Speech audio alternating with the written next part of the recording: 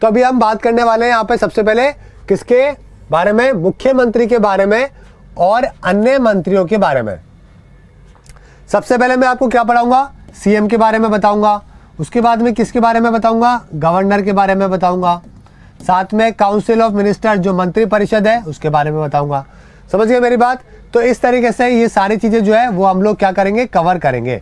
उसके बाद फिर हम बात करेंगे विधानसभा के बारे में, उसके बाद हम किसके बारे में, विधानसभा के बारे में और विधान परिषद जो है उसके बारे में हम बात करेंगे। समझ गए मेरी बात। तो इस तरीके से आपका राज्य जो है वो कंप्लीट हो जाएगा और उसके बाद में जो है वो हम क्या करेंगे, उसके बाद में फिर हम हाई कोर्ट के बारे में पढ़ेंगे। वापस से रिपीट कर रहा हूं कि हम क्या क्या पढ़ने वाले हैं भाग 6 के अंदर, वो मैं आपको बताने वाला हूं। भाग 6 में सबसे पहले मुख्यमंत्री के बारे में, साथ में जो मंत्री परिषद है उसके बारे में पढ़ने वाले हैं। उसके बाद फिर हम देखेंगे दोस्तों गवर्नर के बारे में। उसके बाद में फिर हम लोग क्या देखेंगे, विधानसभा के बारे में, विधानसभा और साथ में विधान परिषद भी होती है, कई सारे राज्यों के अंदर है, आपको पता होगा दोस्तों। विधान परिषद नहीं पता तो पूरा पढ़ा दूंगा, टेंशन मत लो, समझ गए। और उसके बाद में हम लोग क्या देखेंगे, हाई कोर्ट के बारे में हम लोग है जो कि जानकारी लेंगे। इतना कर लिया तो आपका भाग 5 जो है वो पूरा, छठा जो है वो पूरा हो जाएगा। 5 जो हमारा भाग था उसके अंदर भी तो हमने यही पढ़ा था। सबसे पहले पीएम पढ़ा, फिर काउंसिल पढ़ी, उसके बाद में गवर्नर की जगह हमने क्या पढ़ा, प्रेसिडेंट पढ़ा, विधानसभा की जगह हमने लोकसभा पढ़ा और विधान परिषद की जगह हमने राज्यसभा पढ़ा, हाई कोर्ट की जगह हमने सुप्रीम कोर्ट पढ़ा।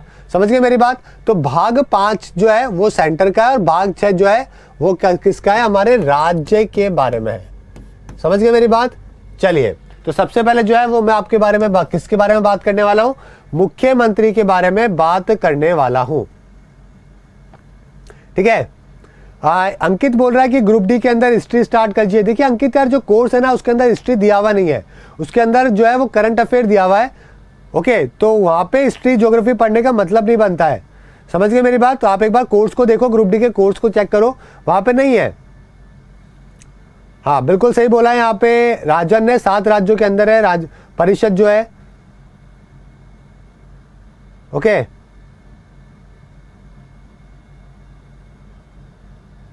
चलिए स्टार्ट करते हैं दोस्तों। और सबसे पहले हम किसके बारे में जानकारी लेने वाले हैं, मुख्यमंत्री के बारे में जानकारी लेने वाले हैं। सबसे पहला सवाल, मुख्यमंत्री और अन्य मंत्रियों की नियुक्ति किसके द्वारा करी जाती है, किसके द्वारा करी जाती है, राज्यपाल के द्वारा करी जाती है। जितने भी मंत्री होते हैं वो किसकी सलाह पे, मुख्यमंत्री की सलाह के ऊपर नियुक्त करे जाते हैं। पहला महत्वपूर्ण सवाल। और दूसरा महत्वपूर्ण सवाल है जो कि आपका यहां पे बन रहा है। पहला सवाल बन रहा है आपका कि कौन मुख्यमंत्री और अन्य मंत्रियों की नियुक्ति करता है, तो राज्यपाल नियुक्ति करता है। मंत्रियों की नियुक्ति किसकी सलाह पर करी जाती है, दूसरा सवाल बनता है, जो कि मुख्यमंत्री की सलाह पर करी जाती है। जिसके पास में बहुमत होता है वो विधानसभा में बहुमत पेश करता है और उसका एक लीडर होता है, जो राज्यपाल क्या करते हैं उस लीडर को जो है वो मुख्यमंत्री बना देते हैं। और अगर किसी के पास में कल को बहुमत नहीं होता है तो क्या होता है, गठबंधन होता है और गठबंधन वाली जो सरकार है उसके अंदर से एक लीडर चुनकर मुख्यमंत्री बनाया जाता है। ये तो आपको पता होगा, अभी इलेक्शन हुए हैं। जैसे कि अगर मैं बात करूं राजस्थान की, राजस्थान में कांग्रेस के पास बहुमत आ गया तो गहलोत साहब को सीएम बना दिया। अगर मैं इसकी बात करूं तो कर्नाटका में एक पार्टी के पास में बहुमत नहीं था तो कांग्रेस ने क्या किया, जेडीयू को समर्थन दिया और वहां पे क्या कर लिया, कुमार स्वामी जी को सीएम बना दिया। समझ गए मेरी बात। तो ये यहाँ पे टॉपिक आपको ध्यान रखना है। आगे बात करते हैं। ये मैंने आपको गठबंधन वाली बात का बताई दी है, ठीक है। चलिए आगे बात करते हैं। अब हम बात कर रहे हैं किसके बारे में दोस्तों, गवर्नर के बारे में देखते हैं थोड़ी बहुत जानकारी। देखिए जो राज्यपाल है ना वो कार्यपालिका का प्रमुख होता है। मैंने कल आपको एक क्वेश्चन दिया था कि कार्यपालिका का प्रमुख कौन होता है सेंटर के अंदर, तो आंसर क्या था, प्रेसिडेंट, राष्ट्रपति था सेंटर में। वैसे ही दोस्तों राज्यों के अंदर कौन होगा, गवर्नर होगा। समझ गए मेरी बात। और अनुच्छेद 163 में क्या लिखा हुआ है कि जो मंत्री परिषद है वो गवर्नर को टाइम टू टाइम जो है वो बताती रहेगी कि वो क्या काम कर रही है। ठीक है। काउंसिल ऑफ मिनिस्टर को हेड कौन करेगा? मंत्री परिषद का जो मुख्य नेता होता है वो होता है चीफ मिनिस्टर, मुख्यमंत्री। तो मुख्यमंत्री क्या करेगा? राज्यपाल को टाइम टू टाइम जो है बताता रहेगा कि भाई हम राज्य में क्या काम कर रहे हैं। भाई मैंने आपको प्रधानमंत्री के टाइम पे भी तो पढ़ाया था कि प्रधानमंत्री को, राष्ट्रपति को टाइम टू टाइम बताना पड़ता है कि वो क्या काम कर रहे हैं। समझ गए मेरी बात? ठीक है, बहुत अच्छी बात है, काफी बच्चों को समझ आ रहा है, बिल्कुल सही है। हाँ, ममता बोल रही है सर इंग्लिश में बोलिए, समझ में नहीं आ रहा। यार ममता देखिए, मैंने इंग्लिश में यहाँ पे लिखा हुआ है, वैसे देखो बहुत सिंपल से हिंदी में मैं वर्ड काम में ले रहा हूँ आपके लिए, क्योंकि ज़्यादातर जो बच्चे हैं वो हिंदी मीडियम से, इसलिए मैं हिंदी में ज़्यादा काम में ले रहा हूँ। क्योंकि गवर्नर जो है आपको पता होना चाहिए राज्यपाल है, तो इसमें यार हिंदी और इंग्लिश कुछ मैटर नहीं करता है। समझ रहे हो मेरी बात? हिंदी वाले बच्चों को प्रॉब्लम आ सकती है इंग्लिश में, लेकिन इंग्लिश वाले बच्चों को हिंदी में जो बेसिक टर्म है वो तो समझ में आ सकते हैं ना। दीपक, मैं लोकपाल के बारे में, लेखपाल के बारे में भी क्लास ले लूंगा, थोड़ा होल्ड करो, लास्ट में पढ़ेंगे इसके बारे में। समझ गए? चलिए, हाँ बिल्कुल सही बोला राहुल ने यहाँ पे। चलिए आगे बात करते हैं दोस्तों, ठीक है।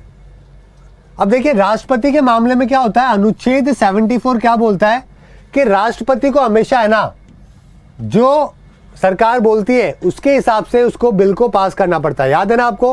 भाई प्रेसिडेंट जो है एक बार बिल को वापस भेज सकता है, लेकिन वापस अगर वो बिल आ जाता है तो उसको साइन करना ही पड़ता है।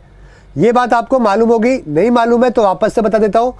प्रेसिडेंट जो है वो बेचारा जो है बड़ा दुक्का मारा है, प्रेसिडेंट के पास में पावर नहीं है। इंदिरा गांधी जी ने तो एक बार की भी कंपलसरी कर दिया था कि जो प्रेसिडेंट के पास में बिल भेजा जाएगा उसको साइन करना पड़ेगा। वो तो फिर बाद में मोरारजी देसाई सरकार आई तो उन्होंने क्या कर दिया कि यार एक बार तो कम से कम बेचारे को वापस भेजने का पावर दे दो, अगर ये बिल वापस घूम के आ गया तो उसको साइन करना ही पड़ेगा। इसके अलावा पॉकेट वीटो और एक आधी पावर और होती है, लेकिन वो ज़्यादा जो है वो बाद में हम बात करेंगे जब हम, ठीक है, और देखेंगे आगे। समझ गए? अभी ये बात समझ लो कि राष्ट्रपति को जो है वो सरकार के कहने पे काम करना पड़ता है। वैसे दोस्तों राज्यपाल के अंदर कोई केस नहीं है ऐसा, राज्यपाल जो है वो बंधावा नहीं है, राज्यपाल जो है वो स्टेट से बंधावा नहीं है कि उसको करना ही पड़ेगा। हालांकि अनुच्छेद 163 ये कहता है, ठीक है, कि राज्यपाल को अपने हिसाब से जो है काम करना चाहिए और स्टेट की जो बात है वो माननी चाहिए। तो ऐसा जो है दोस्तों कॉन्ट्राडिक्टरी है थोड़ा सा। एक जगह तो ये कहा गया है कि भाई राज्यपाल को कोई प्रावधान ऐसा नहीं है, लेकिन 163 में ये भी कहा गया है कि अगर कोशिश करनी चाहिए कि वो साथ मिलकर काम करें। समझ गए? समझ गए मेरी बात? तो ये बात आपको यहां पे ध्यान में रखनी है। ओके, समझ गए? एक बच्चा बोल रहा है कि सर आप लिख के क्यों नहीं पढ़ाते हो। देखो स्वीट नाम से एक बच्चा है, तो देखो स्वीट, अगर ये कंटेंट जो मैं आपको पढ़ा रहा हूं, जितना मैं आपको पढ़ा रहा हूं, अगर इतनी बातें मैं अगर आपको लिख के पढ़ाने लगूंगा तो ये क्लास जो है वो डबल टाइम की हो जाएगी, और आपका जो कोर्स है ना वो आपका जो 1 महीने में खत्म होगा वो आपके 2 महीने के अंदर खत्म होगा। समझ गए? इसीलिए मैं आपको ऑलरेडी जो है नोट्स भी मैं आपको PDF के तौर पे दे देता हूँ, ताकि आपको समझ में आ जाए, सब बिल्कुल ऑर्डर के अंदर आपको मिले, हिंदी में भी मिले, इंग्लिश में भी मिले। अगर मैं लिखूंगा और वो लिखे हुए जो है मैं आपको दूंगा तो ना तो वो बाद में आपके समझ आएंगे, ऐसे कम से कम आपको समझ में तो आ जाएंगे। तो इसलिए जो है वो मैं आपको लिख के पढ़ाने से बढ़िया जो है नोट्स के साथ में पढ़ाना ज़्यादा सही लगता है। CM रिजाइन किसको देता है? बहुत अच्छा सवाल है, उदय सिंह ने किया है, गवर्नर को ही देगा CM रिजाइन।